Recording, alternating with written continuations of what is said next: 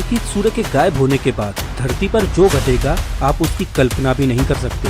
जैसा कि हम सब जानते हैं कि सूर्य के प्रकाश को धरती तक पहुंचने में लगभग 8 मिनट 20 सेकंड का समय लगता है। अगर सूर्य अचानक से गायब होता है तो अगले 8 मिनट 20 सेकंड तक तो पृथ्वी पर पता ही नहीं चलेगा कि सूर्य गायब हो चुका है, क्योंकि सूर्य ने जो आखिरी प्रकाश छोड़ा होगा उसको धरती तक पहुँचने में अभी 8 मिनट 20 सेकंड का समय लगने वाला होगा। जब सूर्य का आखिरी प्रकाश आना बंद हो जाएगा तब सूर्य के गायब होने का उधर पता चलेगा जहां पृथ्वी पर दिन का वक्त होगा। दिन में अचानक ही रात हो जाएगी।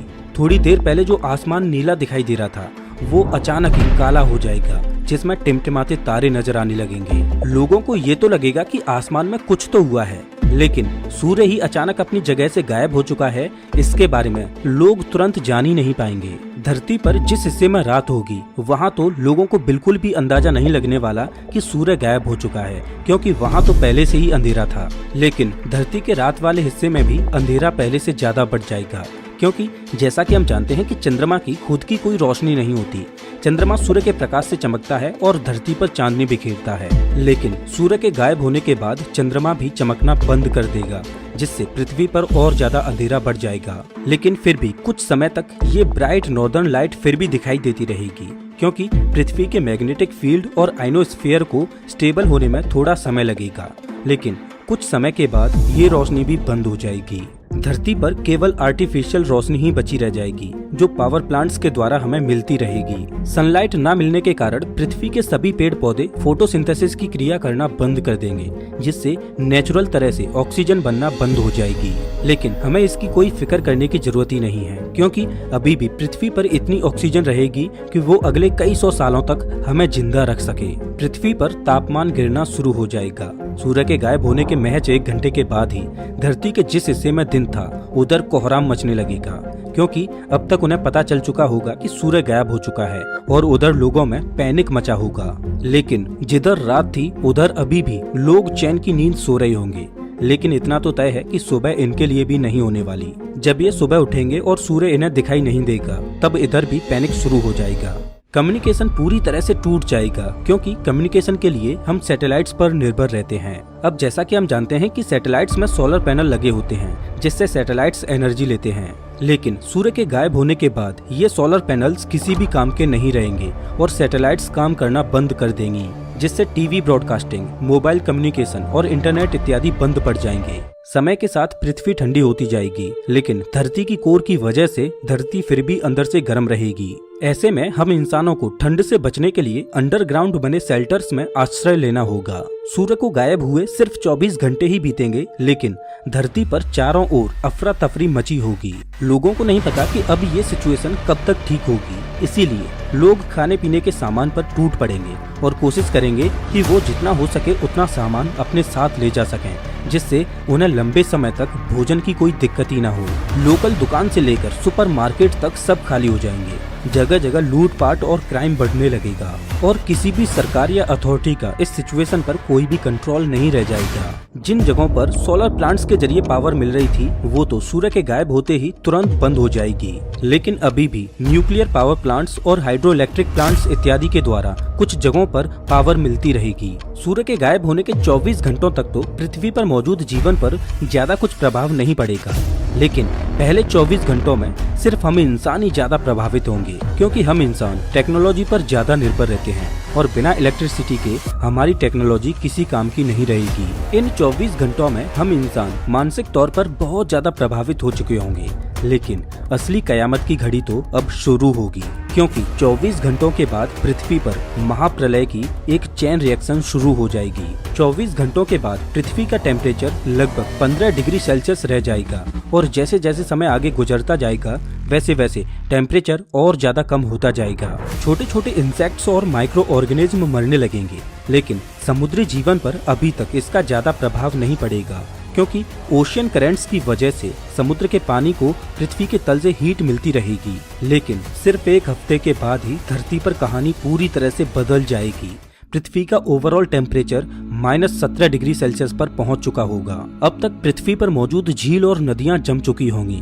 समुद्र पर बर्फ की एक मोटी चादर जम चुकी होगी, लेकिन अभी भी समुद्रों में बर्फ की मोटी चादर के नीचे पानी लिक्विड फॉर्म में होगा, क्योंकि उसको पृथ्वी के तल से हीट लगातार मिलती रहेगी, जिससे समुद्री जीवन उसमें आसानी से सरवाइव कर पाएगा। लेकिन ऐसा उन्हीं जगहों पर होगा जहां समुद्र की गहराई बहुत ज्यादा होगी। कम गहराई वाली जगहों पर समुद्री जीवन खत्म होने लगेगा।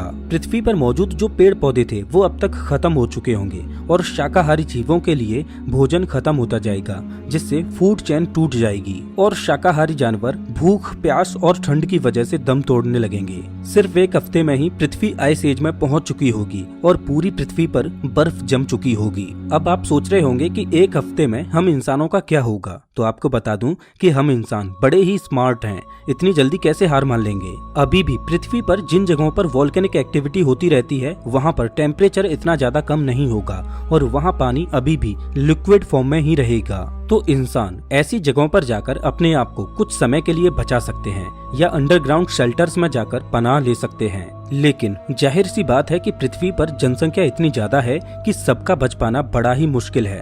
तो इन परिस्थितियों में जिनके पास रिसोर्सेज ज्यादा होंगी उनके सरवाइव करने के चांसेस भी बहुत ज्यादा होंगे और इस एक हफ्ते में पृथ्वी पर पूरी तरह से ब्लैकआउट हो जाएगा, क्योंकि अभी तक जो पावर प्लांट्स काम कर रहे थे वो भी काम करना बंद कर देंगे और पृथ्वी पर असली महाप्रलय अब शुरू होगी। पृथ्वी का तापमान हर दिन लगातार कम होता जाएगा और महज एक महीने में ही पृथ्वी का ओवरऑल टेम्परेचर -30 डिग्री सेल्सियस तक पहुंच जाएगा और अभी तक लगभग पूरी पृथ्वी बर्फ से ढक चुकी होगी। अभी तक पृथ्वी पर जितने भी पेड़ पौधे और जानवर थे वो लगभग खत्म हो चुके होंगे, लेकिन समुद्री जीवन अभी भी सरवाइव कर रहा होगा और जहाँ पर भी थर्मल एक्टिविटी हो रही होगी जैसे कि वोल्केनिक एक्टिविटी इत्यादि, वहाँ पर भी जीवन सुरक्षित होगा। लेकिन समय के साथ समुद्र में बर्फ की परत मोटी होती जाएगी और समुद्री जीवन को भी धीरे धीरे अपनी चपेट में लेती जाएगी। पृथ्वी पर अभी तक जो इंसान बचे होंगे वो किसी न किसी तरह से ठंड को तो मैनेज कर लेंगे,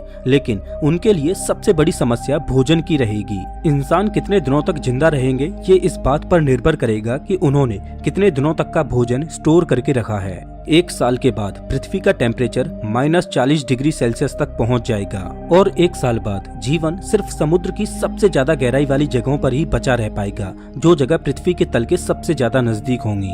इस एक साल में ज्यादातर इंसान खत्म हो चुके होंगे, लेकिन अभी भी कुछ इंसान पृथ्वी की इन परिस्थितियों में अपने आप को बचा लेंगे। लेकिन वो उन्हीं जगहों पर बचे रह पाएंगे जहां पर पृथ्वी की थर्मल एक्टिविटी काम कर रही होगी। आने वाले समय में पृथ्वी का तापमान और ज्यादा कम होता जाएगा और कुछ हजार सालों में पृथ्वी का तापमान -160 डिग्री सेल्सियस तक पहुंच जाएगा और इस स्टेज तक शायद ही पृथ्वी पर किसी भी तरह का जीवन जिंदा रह पाए। पृथ्वी एक वीरान और बंजर ग्रह बन चुकी होगी जिस पर चारों ओर बर्फ ही बर्फ होगी। सूर्य के गायब होने के बाद पृथ्वी पर क्या होगा ये तो हमने सिर्फ एक पहलू को जाना, लेकिन क्या आपने सोचा है कि सूर्य के गायब होने के बाद अंतरिक्ष में पृथ्वी का क्या होगा? जैसा कि हम जानते हैं कि वो सूर्य ही है जो सोलर सिस्टम में मौजूद सभी प्लैनेट्स को अपनी ग्रेविटी से बांधे हुए है, लेकिन जैसे ही सूर्य गायब होगा तो सूर्य की ग्रेविटी तुरंत खत्म हो जाएगी और सौरमंडल के सभी ग्रह सूर्य की ग्रेविटी से मुक्त हो जाएंगे और अंतरिक्ष में इधर उधर भटकने लगेंगे। चांसेज है कि कुछ प्लैनेट्स आपस में टकरा भी जाएं। अगर पृथ्वी प्लैनेट्स के टकराव से बच भी जाए तो भी पृथ्वी अंतरिक्ष की गहराई में एक लावारिस ग्रह की तरह भटकती रहेगी और पृथ्वी की ग्रेविटी अंतरिक्ष में मौजूद कॉमेट्स और एस्ट्रॉइड्स को अपनी ओर खींचती रहेगी, जिससे पृथ्वी पर कॉमेट्स और एस्ट्रॉइड्स की बारिश होती रहेगी और पृथ्वी को अंतरिक्ष में मौजूद रेडिएशन का भी सामना करना पड़ेगा। तो आप इस बात को तो भूल ही जाइए कि सूर्य के गायब होने के बाद पृथ्वी पर जीवन सरवाइव कर पाएगा। हजारों लाखों सालों तक पृथ्वी अंतरिक्ष में ऐसे ही भटकती रहेगी जब तक कि पृथ्वी किसी सोलर सिस्टम के पास से होकर ना गुजरे। अगर पृथ्वी अपनी यात्रा में हजारों लाखों सालों के बाद किसी तारे के नजदीक से होकर गुजरती है और अगर उस तारे की ग्रेविटी पृथ्वी को अपनी ओर खींचकर अपने ऑर्बिट में फंसा लेती है और बाई चांस पृथ्वी का ऑर्बिट गोल्डीलॉक्स जोन में होता है जहां पानी को लिक्विड फॉर्म में रहने के लिए आइडियल टेम्परेचर रहता है, तो पृथ्वी पर कंडीशंस फिर से बेहतर होने लगेंगी। लेकिन इस पर नए जीवन को पैदा होने में कितना वक्त और लगेगा ये पृथ्वी की परिस्थितियां ही तय करेंगी। दोस्तों, मैं आपको याद दिला दूं कि ये केवल एक फैंटेसी थी। असल जीवन में सूर्य कहीं नहीं जाने वाला। अभी तो हमारे सूर्य और पृथ्वी का भविष्य अरबों सालों तक सुनहरा है। वैज्ञानिकों का मानना है कि अभी से कुछ बिलियन सालों के बाद जब हमारा सूर्य बूढ़ा हो जाएगा तब ये एक रेड जाइंट में तब्दील हो जाएगा और सूर्य का आकार इतना बड़ा हो जाएगा कि ये मरकरी, वीनस और पृथ्वी तक को निगल जाएगा और एक समय ऐसा आएगा जब हमारे सूर्य में एक सुपरनोवा विस्फोट होगा, जिसमें हमारे सूर्य का अंत हो जाएगा और पीछे रह जाएगी सूर्य के सेंटर में कूलिंग स्टेलर कोर, और सूर्य एक ठंडा व्हाइट ड्वार्फ बन जाएगा। और एक्सप्लोजन के बाद जो भी चीजें बची रह जाएंगी वो सभी इस व्हाइट ड्वार्फ के चारों ओर ऑर्बिट कर रही होंगी। और हम उम्मीद करेंगे कि उस समय तक मानव प्रजाति पृथ्वी और अपने सोलर सिस्टम को छोड़ किसी दूसरे तारामंडल की ओर पलायन कर चुकी होगी और वहां पर एक नई धरती पर नए जीवन की शुरुआत कर चुकी होगी। दोस्तों, मैं